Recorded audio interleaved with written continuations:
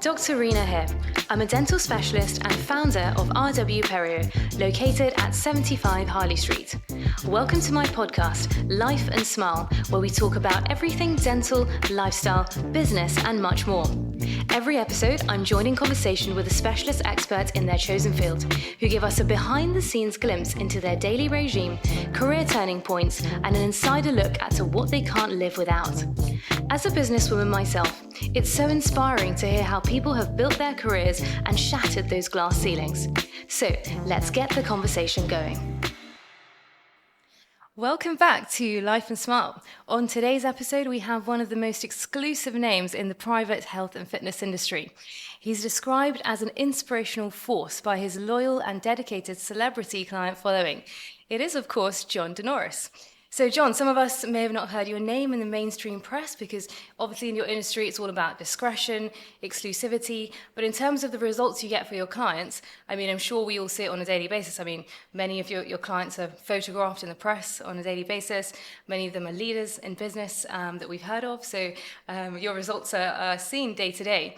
Welcome to the podcast. How are you doing? I'm doing really well, yeah, thanks. It's really a lovely day in London. It is, it's nice and sunny. So good to have you on Harley Street. I know you're not too far away from us, so just literally a couple of minutes down the road. So Jon's a personal trainer and runs Club 51 on New Cavendish Street, which is a private health and fitness club. So yeah, welcome on the show. So, Jon, you're described as a complete game changer in the world of personal training by bringing a pioneering, intelligent approach to fitness. And we first crossed paths a few years ago when we started training with you and your team. But taking it back, tell us how it all started. Yeah, I mean, from the fitness side of things, I have always been obsessed with sport and health and fitness since I was a kid. Right. Used to drive my mum and dad really mad. Both my sisters were into, more of an academic stuff and sort of music and more of a traditional route, and I was just interested in kicking the ball around or playing sport and mainly doing martial arts and stuff like that. So I was always passionate about it, and then when I found that there was actually, wasn't really a clear career path at that time, because I'm going back, I won't tell you how long I'm going back, the first degree that I did was called Human Movement Studies, which was a nice. Real joke amongst all my friends at the time, because I remember we went to the comedy store in London, and he said, has anyone got a friend with this silly degree name? And of course, their hands went up and said, he's doing Human Movement Studies. And so for the entire night, this comedian just completely ruined me. But I managed to find out that there was a way to take what I was passionate about and try and make a career from it and a living from it. And obviously, my mum and dad were like, what's that? They just wanted me to do law or medicine or something they understood, teaching. I come from a family of teachers, so I guess there's some parallels in that sense because I consider what we do to try and be a bit educative and have a teaching approach. So there were no sports kind of people in your family? Or? I mean, they were. My mum and dad did do sports. My mum says she was a runner, right? and my dad did sort of natural bodybuilding, and stuff like that. Fine. But they weren't sort of elite sports people. Okay. My dad was, more into music and stuff. He used to play saxophone, had Harley Davidson, and Wow. Yeah. Nice. So it was kind of, I was sort of the first person that kind of went down that route, I say. So it was almost just inbuilt from when you were much younger that's just what you enjoyed, what you're passionate about. It was an outlet for me. Yeah. It was definitely something, fitness has always allowed me to move up in the world. Right. And I think I've taken that view and tried to help other people, let it do the same for other people. Yeah. So that's probably one of the key drivers to what I do. Yeah. And then when you set up, so how did it work when you set up Club 51? Did you always want to do something for your own? Was it something that happened naturally or? Yeah, I mean, I think I've always been pretty unemployable. So I think it kind of came out of that. And I had a really good sort of mentor and client who I worked with for many, many years. And he sort of just said, look, I'll back you and had my first studio. And he sort of invested time and energy in me and was a complete mentor to me from a business side of so shout out to Tony, he knows who he is. Amazing. So with you've got a highly regarded background. You did your master's levels exercise scientist in that field. You're particularly celebrated for combining this lifestyle approach. So you've got that scientific side of things, and then you're creating bespoke sort of programs for your clients. I mean, navigating diet, fitness, well-being, bringing that all together is quite a challenge from personal experience, I know. So if someone was a new client, what would the first steps that you'd ask them to focus on? Because trying to do everything in one go can be difficult, or is that the right way? Or what would be your advice for first steps, basically? Yeah, I mean, I think definitely, the one way to fail at this is to try and do too much too soon. Okay. So I think it's really important to get something you can kind of get some success from. Yeah. And even if that's starting with, 10 minutes of movement a week, and then next week adding another 10 minutes, and then blocking those together, and you get some building blocks, so you start to get some progress. Okay. It doesn't always fit. I'm not necessarily talking about clients in that sense, but just from everybody's point of view, having something that you can then look back. So we use something called sort of 10 back, 10 forward, which is on a Sunday we try and get our clients to do some reflection. So you look back at the week and you see where you've won, but also then spend 10 minutes looking forward to the next week and what can you change around that, or what happened, why didn't you make your appointment, why were you late, or what happened to breakfast on that day, and just a little bit of that self-awareness. I think is really, really good. And I think that I came into the lifestyle thing really out of my background was in movement, and we're still movement led. But I realised that there is some limitations on that, and that's when I sort of started to get an interest into nutrition. So I was really into sort of nutritional ergogenics, which is just a great word. Wow. But which is basically supplements. Nutritional ergogenics, nice. Improves performance, right? Ergo. Right. So I started getting into that and did that was part of my master's. My master's was mainly in behaviour change strategy. Okay. And so that's where the kind of coaching thing. So I realised that fitness had some limitations and people get to plateaus with that. Yeah. I tried to add the nutrition piece in. Okay. Realised that also had some plateaus, and then moved to sort of the coaching mindset section. And we try and, as a coach, try and weave all of those pieces together and see if we can help people improve. So. And have you found that, like, linking all of those three things, have you seen the results are significantly better than focusing on individual areas? I mean, for me, the coaching aspect is the special sauce. I mean, it's almost, some fitness pros might hate me for saying it, but it's almost irrelevant the type of exercise you do. Okay. I think it's the stuff around the edges, the grey areas, which I think are really important. So that's what we specialise in. I call myself a deep generalist rather than a specialist, actually, because I think the magic happens in the areas between nutrition and exercise, between nutrition and sleep, between sleep and exercise, how they're all connected. And it's those bits in the middle that I like to specialise in. Although, you would always find someone who knows far more about me on sleep, far more than me about fitness or nutrition. But what we do really well is bring that all together in meaningful interventions that work for people. So that's the aspiration. Deep generalist, I like that. So you talked about behavioral change, so obviously that all goes hand in hand with the programs that you provide. And the focus is not just ensuring the peak performance of the body, but also optimal performance both in life and business, in relationships. It all brings together, because I find, like, if you had an example of someone who used to stuff themselves with biscuits all day long, and then they start exercising, they change their diet, that makes them feel better, that makes them more confident in their work, that makes them probably more productive, happier in relationships. I think the whole thing ties together. Do you agree? What's your experience on this in terms of if you can impact that behavior change in the movement side of things, but what about the other aspects of their life? I mean, it's a huge part of what we do and what we should be doing with clients. And one of my missions is to try and turn trainers into coaches. For that very reason. It's about habit forming, and there's that. So what's the story? So there's so if you imagine there's an elephant in a jungle that's trying to get to water. So the first time the elephant's trying to find the water, it's got to go through the jungle. It's got to smash down loads of trees. It's awkward. He doesn't know the route, or she doesn't know the route, and eventually gets to the water. Has to beat a pathway to the water. Gets to the water, has a drink, comes back again. The next time the elephant goes, it's a little bit easier.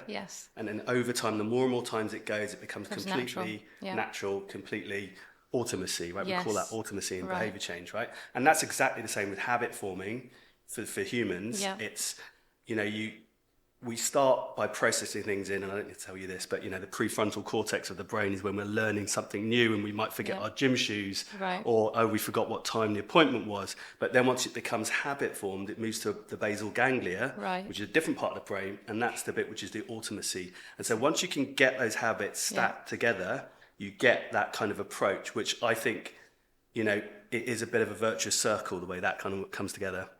So it's really, really important. And I think coaches are ideally placed to help clients to do that. So you're actually coaching someone for holistically, I guess, rather than just on different aspects.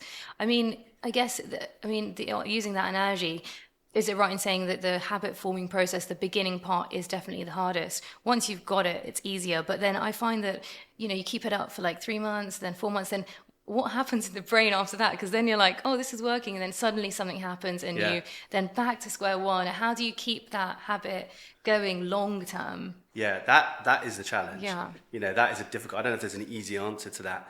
I think it's, from a coaching point of view, I think it's trying to find new goals for your clients. I see. So that you can put different challenges in front of them. So maybe you might, a client might come to us just to look good, which is nothing wrong with that as a goal. But then actually you might say, okay, well now that you're looking a bit better, you've lost a bit of weight, perhaps have you thought about maybe, I don't know, doing a walk or going hiking? Or I think it's building it into lifestyle so that it doesn't feel like it's something that's otherly to your life. So like, we use different techniques. So, one of the great ones is if you can combine multiple goals together, then you get like a bigger bang for your buck, right? So, if you can buddy up with a friend, right? Go for a hike on the weekend. So you're hitting multiple goals. You're getting your exercise goals in. You're meeting up with a friend that you haven't seen before, so there's a social element to it. You might go and have a healthy lunch at the same time. So you're kind of stacking those things together, and then it just becomes kind of, embedded within your lifestyle. Rather than the typical fitness approach is quite aesthetic based and is quite sort of dichotomous. You're either on your diet or you're off it. And whereas if you just use the kind of dimmer switch approach. Don't even call it a diet, it's just the way, just build it into your lifestyle and your nutrition, essentially. I can definitely relate to that. I mean, when thinking about my patients, if they're smokers, I'll say to them, well, if you stop smoking, it's going to do a few things. It's not just going to help your oral health, it's going to help your general health, your energy levels, also save you a load of money as well. So I think it definitely helps when you have more than one, good thing that happens by doing that thing. So, completely agree. So I guess in day-to-day life, everyone's looking to you as a coach for inspiration and motivation. But from your side, is there anything that inspires you? Was there a book or mentor that you've always turned to? Where do you get your own inner motivation from? I mean, I definitely have people that I've looked at who have influenced my behaviour. I'm not big on sort of role models as such, but there's definitely approaches. I'm a real fan of sort of, the kind of falling forward. So, learning from failure. I mean, we can learn from success as well. That's great. But, if you're not failing, you're not trying hard enough, that kind of approach, you know. And there was a brilliant speech by Denzel Washington, I don't know if you've seen it, where he talks about, it's called Fall Forward. Right. And it just resonates a lot with me. It's just about, having to try and, having failure and multiple failures and eventually finding a way through. And so, so I think, that I'm quite intrinsically motivated. I do read way too many sort of self-help business books and stuff. My friends always... Never too many. always take the mickey about it. They always used to take the mickey. So which book by an American with a moustache are you reading right now? It's just like, they're all the kind of same format, but I love them. I just can't get enough of those. You always glean something from it. Whether it's something, motivational, whether it's something, technical, but... I guess I can't say Medline is my favourite resource. So. I guess we all need that constant, you never stop learning anyway. There's always something new to learn. There's never enough books to read. And inspiration comes from surprising sources. Like my team around me really inspire me.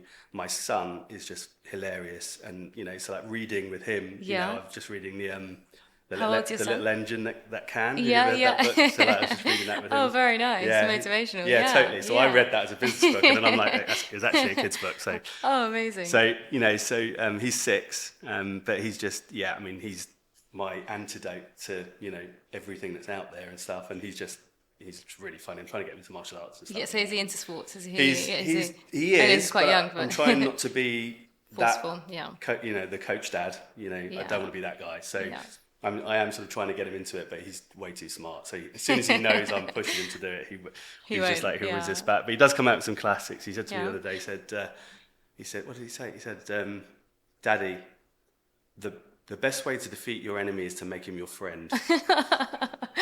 I love it. Probably from a cartoon or something. Philosophical. I know. Wow, 6-year-old. Gosh. Yeah, he's funny. Impressive. Yeah.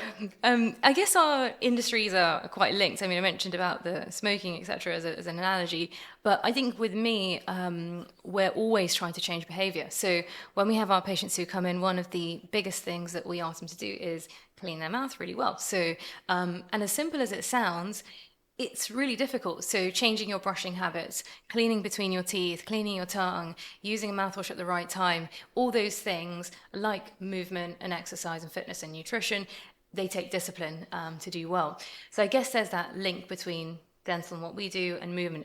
I mean, do you have any other tips for how you can get people to just make those small changes in their life? I got one. It's not mine. I pinched it from someone, but I really like it. It's It's to do with kind of willpower, right? And it's kind of directly analogous to brushing teeth. So basically, when someone has their dinner in the evening, they may well then decide they're going to have something sweet a bit later on, and so what the suggestion is, and it does actually work. Okay. The suggestion is to bring the time they brush their teeth forward. Okay. So as soon as they've had their dinner, let's say they eat at 7 or 8 o'clock, they then go and brush their teeth straight away.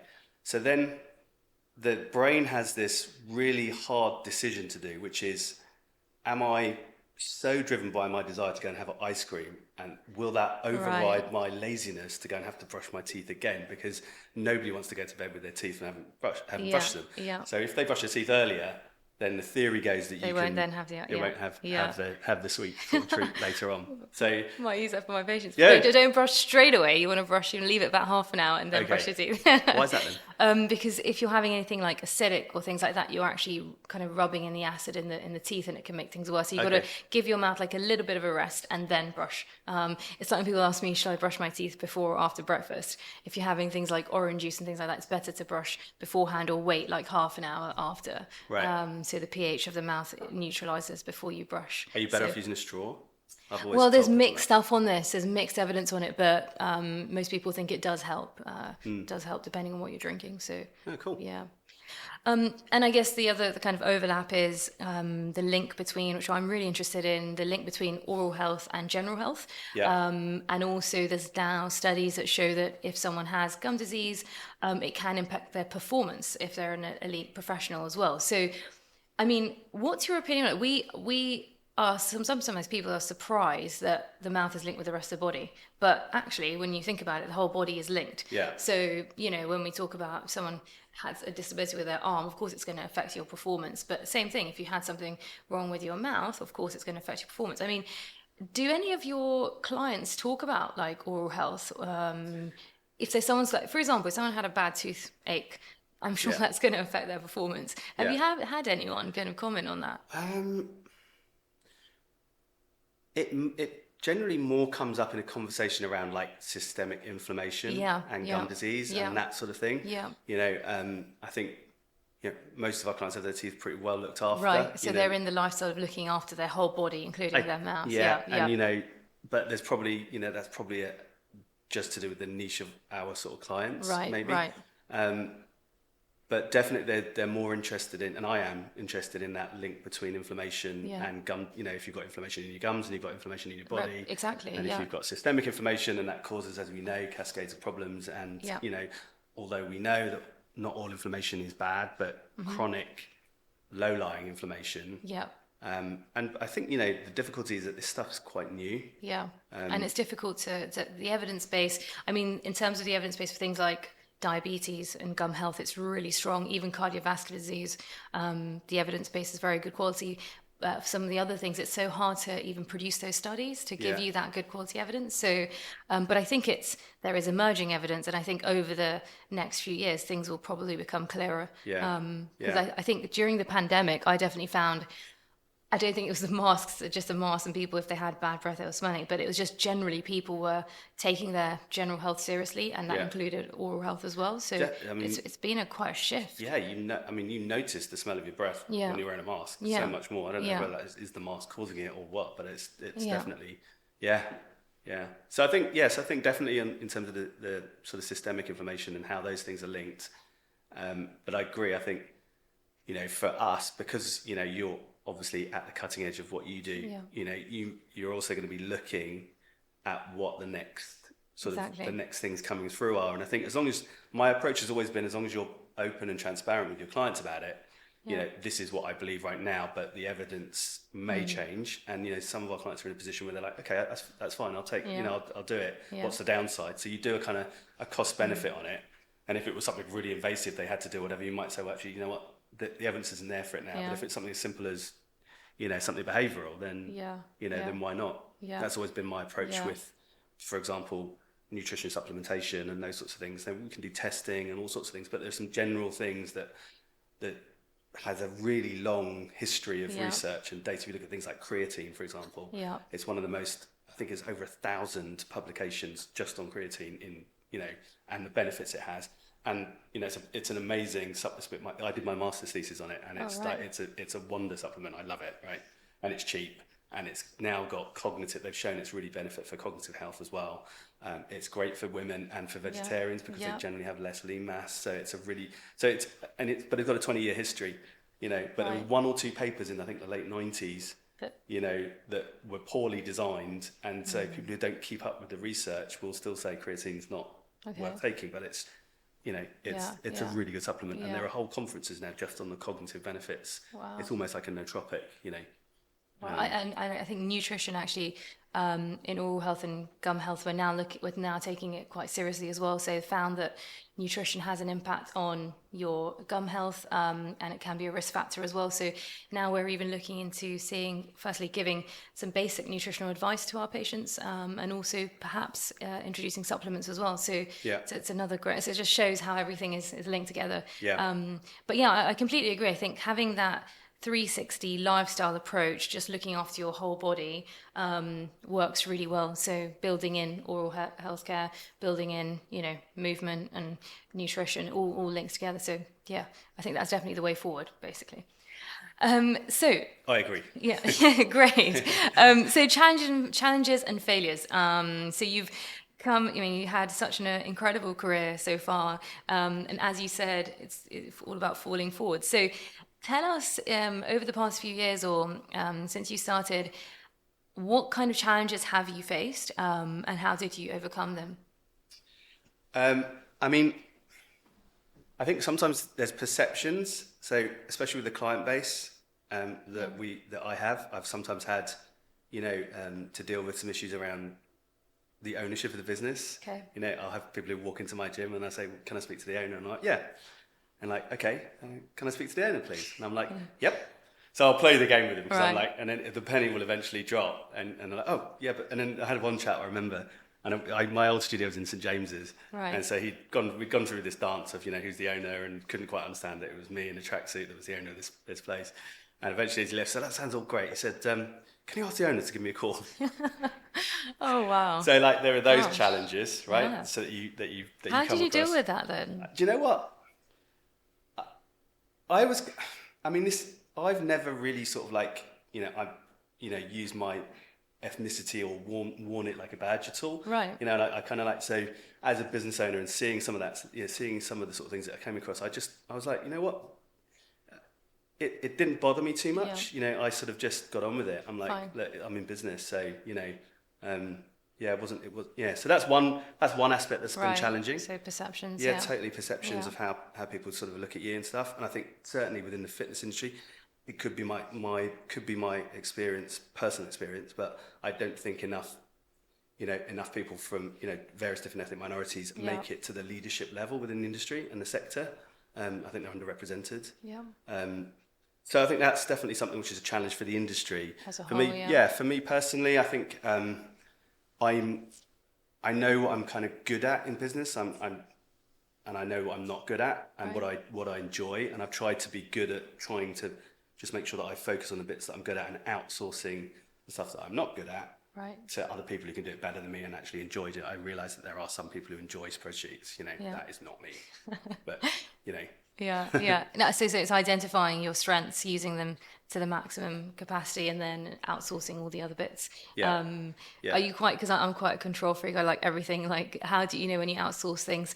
Do you just let them get on with it, or do you like to have control of everything in the business? I've become better, but you're better off asking the other guys in the team, not me. Fine. No, I think bit of balance. I am a bit of a control freak. As I say, I think I'm kind of unemployable. So like, I kind of like to think I know what I'm doing. I've got the experience, so I can see mistakes happening now, or about to happen. Right. And so, I am trying to become more patient and a better person. I've started doing yoga. Right. Which I was very late to the yoga party, because as a martial artist, I was always a little bit like, because I kind of did stuff the other way using martial arts, but I was always a bit late to doing yoga. But I've discovered it in the last month or so, because my martial arts instructor, I still get coached for martial arts, and he said to me, you need to do yoga because you've reached a plateau. Right. So I've ended up doing it. And so, it's, I don't know how I got onto that, but how are you finding it? Hard. All right. Yeah, really hard. It's hard for me to be in a room of people moving and exercising, being by far the worst person in the room and embarrassed about how my body's moving and doing stuff. And I'm just like, it's really... You know how I feel now. But I think it's good for that, right? It's good to do stuff like that. So that's now become... skill, it's become part of my, sort of my routine as such, And I think, as long as you keep sort of, sort of trying to evolve and trying to... I invest a lot of time, energy and money into my career and where I'm going, and I just feel like that's always been my best investment. Yep. So that's one of my key drivers, is to carry on doing that. Yeah. Yeah, I completely agree with investing in yourself, because it's the best thing you can do, especially for your career. And I've always felt, for the reasons I was talking about earlier, I've always felt that I had to work a little bit harder. I've had that, and maybe that's like my parents came over in the 60s, and they're one of my big influences, and my gran, who couldn't read or write, but she was just determined to make everything okay for her family, and so I've always been very, very determined, and that's one of my drivers, That's amazing. So tell us about a typical day in the life. I know I sometimes bump into you at Club 51. You're always busy, up to things. Do you have a typical day, or is every day different? Do you see clients on a daily basis, or how does your week work? So I've managed to kind of, I think, quite lucky with the way my schedule has gone through COVID. I've managed to compress my week. And I've got my week to a position I don't think without COVID I'd been able to do. Right. And I'm trying to hang on to it. So basically I'm sort of doing 3 days in London and then 2 days where I'm not in London. And my 3 days in London, I'm sort of solid with my clients. And then I work on projects outside of Club 51, consultancy projects and different things. So just before COVID, I was designing a gym for a client in a ski resort in Switzerland. And I just really enjoyed it. So I had a bit of a perspective change a few years ago, 4 years ago, that really made me try and focus more on the sort of the moment and doing things that make me happy. And I think that's business is supposed to be fun. Exactly, and so I try and make it that way. And I think I lost my way a bit with that, to be honest. Yeah. And I think sometimes, it takes something dramatic to make that happen. But I finally got, and I'm like, right, so now it's kind of like the driver for me. Is this piece of work going to make me Are you going to enjoy it? Am I going to enjoy it? Yeah. That's such a great way of filtering out, because sometimes there's so many opportunities, so many decisions and projects that you could get involved in. Yeah.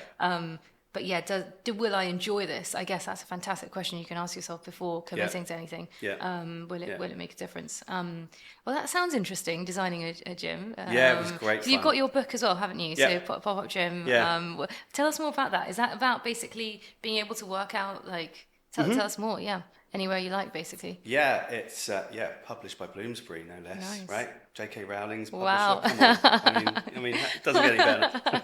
I don't know how I got through, but it was published by Bloomsbury. Yeah, amazing. And so basically, Pop-Up Gym came from, I spent a lot of time touring with musicians and people in entertainment, and had to adapt and basically find ways to train them with either no equipment or limited equipment, small spaces, tour buses, wherever it might be. Right. And so out of that, I kind of decided that actually this could be a way that anyone can train, that you don't need, fancy equipment because of all the things that we've talked about, the coaching and all those things. They're nice to have, but if I asked you what brand of equipment we've got in Club 51, I wonder if you could tell me. No, I can't. Exactly, right? Yeah. So like the machines are nice, and sometimes you need that again for perception. Like if I just had an empty room, people would be like, well, hold on a minute. True. So you have to have some stuff like that, but you can, for me, it's about the therapeutic alliance between the coach and the client. It's not about all the equipment. So the pop-up gym was an extension of that, and basically was techniques that can be done anywhere. My wife's gone through the whole book like a couple of times, and it's like I wanted to design a book that I thought my mum could do. Yes. Right. So anyone and everyone. Anyone, anywhere, anytime. Anywhere, and just you can dip into it. You can do. There is. And it's just human movement. Going back to what I studied the first time. So, and actually, I'm really still proud of it. Like there's some things now. It's like it's a few years old, and I look back and I'm like, not sure about that anymore. But I'm still like, it was a piece of work that was good enough. Yeah. If you know what I mean. Writing a book's probably, everyone says it's one of the hardest things, right? It's really hard. Yeah. Mine's a lot of pictures of mine. So that, it wasn't Tolstoy or anything. You need diagrams for what you do. No, that sounds amazing. So, and do you have like a typical, like everyone's got their morning routine, or when do you work out? Do you have a nutritional sort of plan that you follow, or how does it work in your life? I've tried, just from a point of interest, I've tried everything. Okay. So I will try, keto, I will try, various different, every diet that comes out that I'm interested in, I'll try it for a while and see how I get on with it. I come from a food first perspective. I think, I know it's become a bit of a cliche now, but, as close to nature as possible, and if your grandparents don't recognize it as food, then it probably isn't food. So I think you can eliminate a lot of the problems that arise from nutrition by just getting rid of a lot of the processing of foods. Yes. And I think, there's the vegan movement and stuff now, but I really think that actually, and again, this is my personal view. I read all the literature around it, but I think, that I have to be careful what I say here, but I think if you look at, say for example, the bad press that red meat gets, the data isn't actually all there around red meat being bad for you. Even the life cycle economic stuff around red meat and bad for the environment is not. There's just not there yet. It's probably not brilliant, but there are other things that are just as bad. For example, the amount of water that's used in rice, for example, and some. So it's not as simple as meat bad, vegetables good. I've been plant-based for all my life, right? But I do eat some meat as well. Okay. Yeah. So it's not. Do you know what I mean? So I'm pretty relaxed. I don't have too many neuroses about food, and I think that's a good approach. I think it's healthy. I don't deny myself things, but I don't consider processed foods to be food. So I wouldn't, that wouldn't be part of what I eat. I cook from scratch. I love cooking. Yes. It's like I just really enjoy it. Yeah. It's my time. Yeah. I can spend the whole afternoon on a weekend, cooking. It's it's one of the things I love doing.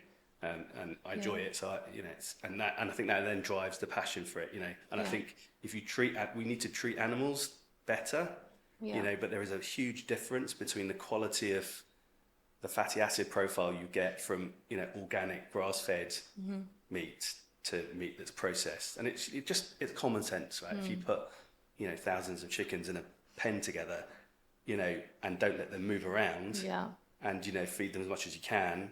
And not very good quality, don't be surprised if there's not many nutrients in that food when it reaches your table. It's just, so definitely that, I think that needs to change. Keep it natural, keep it plant-based, generally speaking. And so in terms of the way I do it, I have got a bit of a sweet tooth, so I will treat myself during the week. I'm very good, and then the weekends I'll just, have whatever I want, basically.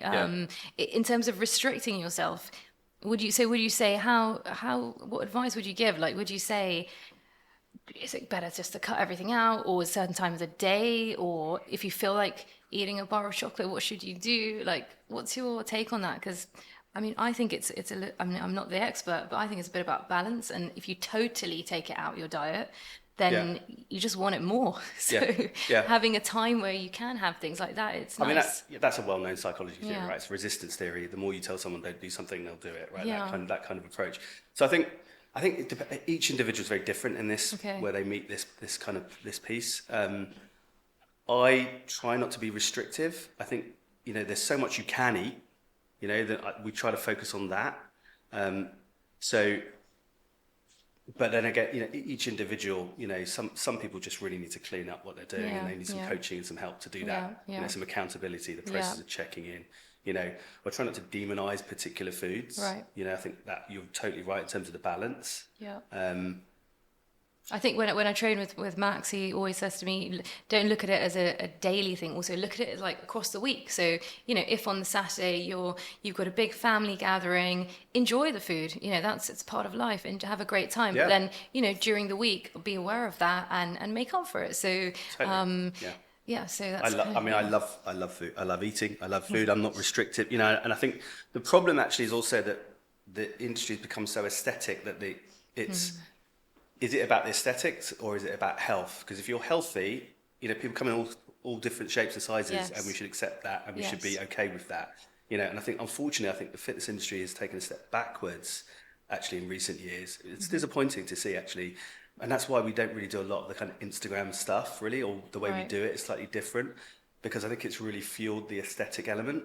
Yeah. And I think, going back to what I was saying earlier about why I think trainers should be coaches, because it's not about you as a coach. It shouldn't be about you. It's about your client. Yeah. Whereas I think the whole Instagram thing made the fitness people the celebrities, and nowadays it's like you've got your disciples and you follow them, and whereas to me that's like, this is wrong. Yeah. It's not, and some of those things, they're not even healthy. They might look good to some people, but it's not. Is that really sustainable? And is it really healthy? It feeds into all kinds of worrying kind of mental health issues and things like that, especially with young girls. If you look at the way that social media and Instagram in particular and stuff, and some of those platforms, I know they can be a force for good as well, but I worry that sometimes clients get obsessed with things that aren't real. Yeah, exactly, unrealistic and filtered and everything else. Yeah, and I really think that that coaches need to understand. The good quality coaches understand that it's not about them, it's about their clients. It's always a worrying sign if I see that in a trainer. Right. They probably won't work for me, because that's not the approach we have. But it's almost like a good teacher. What's that expression? A good teacher lets you know that they're the smartest person in the room. But a great teacher lets you know that you're the smartest person in the room. Yes, love it. That's that kind of approach. It's not, and that's what coaching's about. It's not being the story. You've got to be in the background. Helping guide the way, basically. Keeping motivated. Signposting. Guiding. That's the skill. Yeah. It's difficult though to coach rather than just train, because it's. Yeah. If you just train someone, it's transactional. You come in. Right. Okay. But coaching is much more. It's harder. Right. When I started training with you guys, yes, I obviously wanted to reach certain goals, but the best thing I got from it is I just felt better. I just had more energy. Yeah. That led to me doing better in my day-to-day work, being happier, more energy, more productive. So, and then it's like a positive reinforcement. I actually really like this, and you just build it into your lifestyle. And yes, you may look a little bit better as well, but at the end of the day, it's how you feel, which is a key thing. Yeah. And also, if you're confident and you have self-confidence, people notice that, and you are just naturally more attractive in that way. So and I think that's a great starting point, and then you can once you've got that, mold into, then you can start to add layer things onto it. And I think that's a brilliant approach, and I think it's great to see that you guys are and you're making your appointments and getting there, and it's part of your diary, because I know how busy you are, both of you guys, and you have to have an appointment initially, and then you can build on that. You've got it. It's in your diary. It's one of our key things in get it in the diary. Diaries. If you diarize it, it's an appointment, and no one moves it. So you say to the team, "Don't take that one out. Take everything else out. That's our time." Yeah, exactly. It's priorities, isn't it? Yeah. So it's discipline. I think even with our patients, I'll always say they're supposed to come for sort of 3 monthly maintenance checks, and I just emphasize this as time sensitive. You can switch everything else around, but this is priority, and it is about priorities. When people change appointments or cancel appointments, it's just because they want to do something else. Yeah. So it's about bringing it to the forefront. So it's the do you remember the Stephen Covey, yes, the 4 yes. quadrants? So it's that important, top right, important. Top right, yeah, top right. It's top right. Yeah, exactly. So 3 items, I've got a question, 3 items that we can invest in to make a positive health change. So if you had to pick 3 things, this could be diet related, it could be sportswear upgrades, it could be reading material. If you had to advise the listeners on 3 things, what would those be? This is a tricky question. I think I would invest in finding. So there's something we call giving yourself permission, okay, to be your own coach. Okay. Right. So it's a good starting point, because what you can do is it allows you to try things. It allows you to go out and sort of things. So I would invest in giving yourself permission to be your own coach. That's one, I would say. That's a little bit sort of more of a, to do with mindset. Yeah. Because I think that sometimes people just don't know where to start or how to start. And I think just give yourself permission to just start and then see where it goes. Right. I mean, I could say the obvious things of get a personal trainer. Yeah. But I think coaching is like even for people who maybe regular personal training isn't right for them.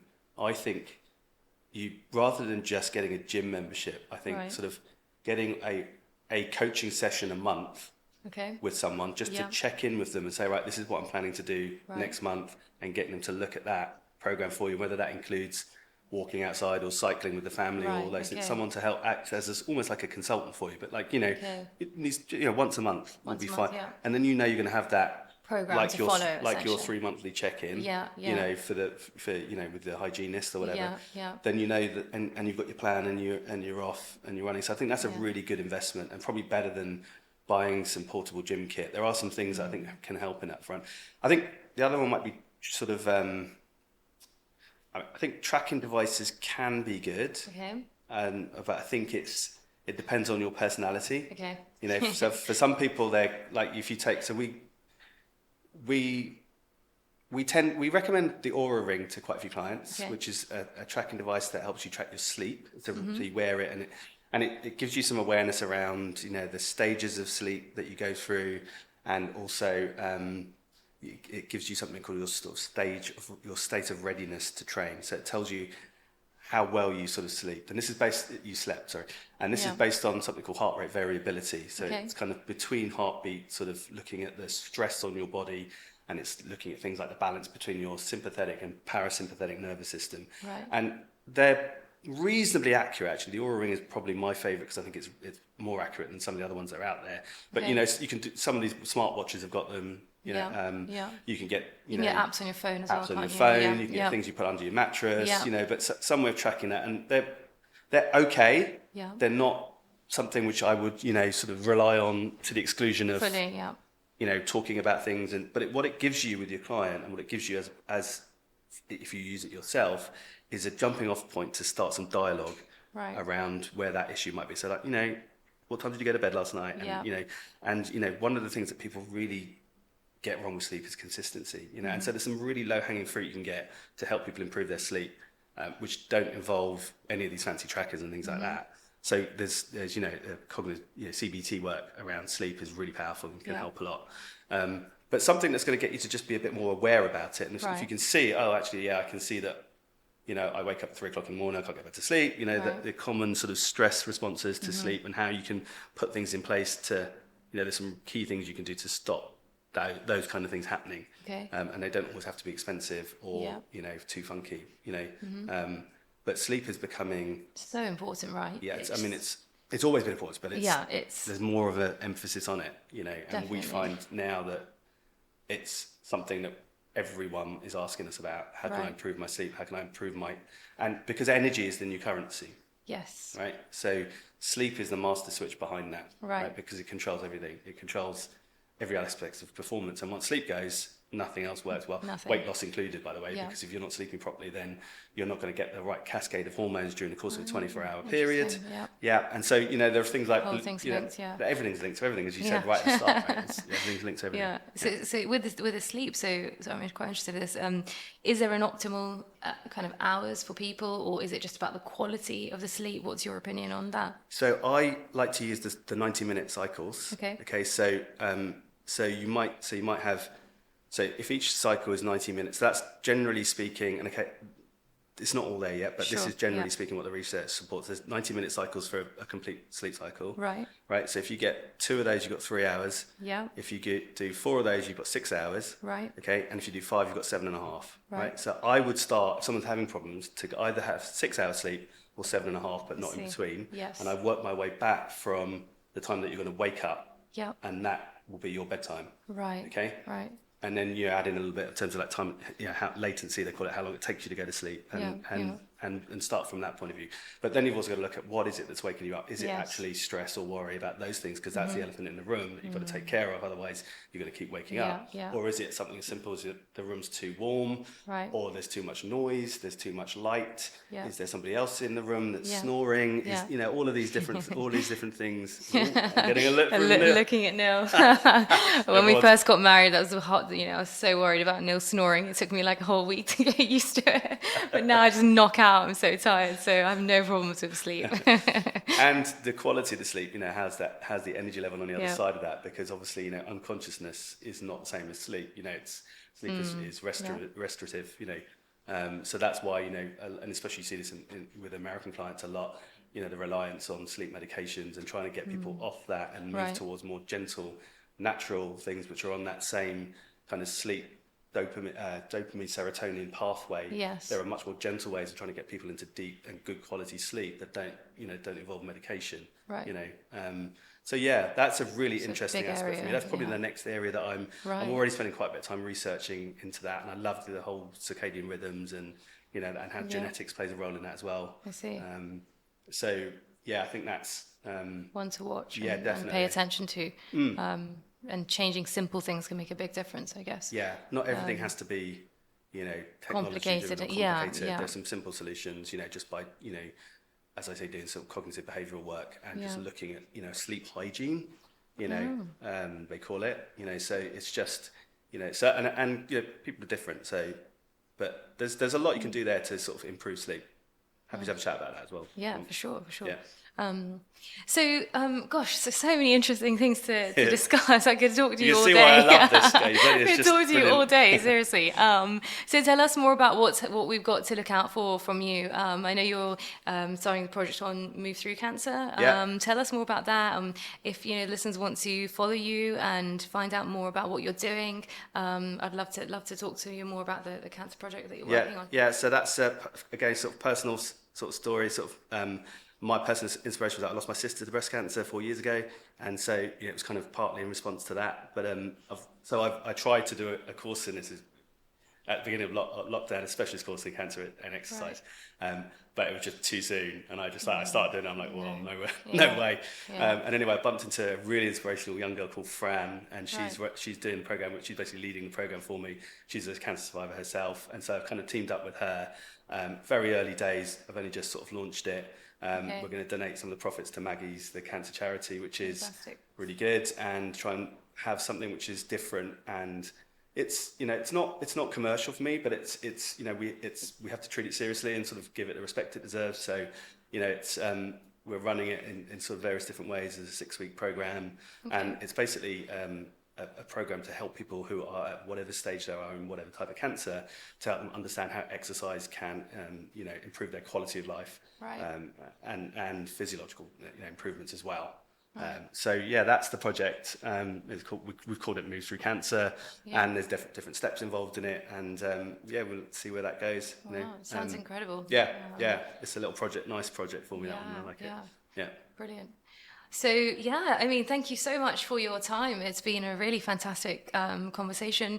I'm sure I will see you in a few hours for my session at Club 51.